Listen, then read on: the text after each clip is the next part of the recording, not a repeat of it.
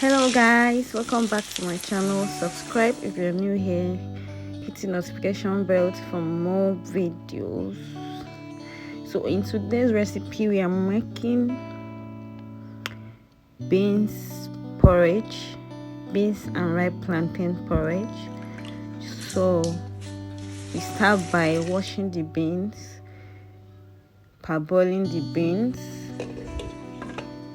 While parboiling the beans, we peel the ripe plantain, then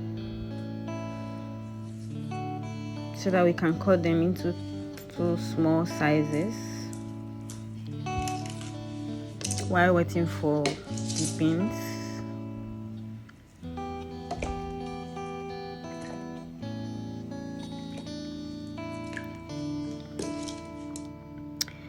And the beans is kind of ready.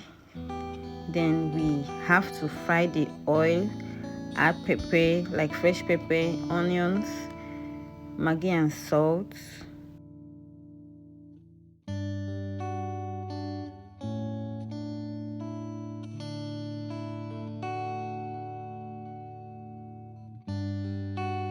Then leave it for a little while and the beans is ready.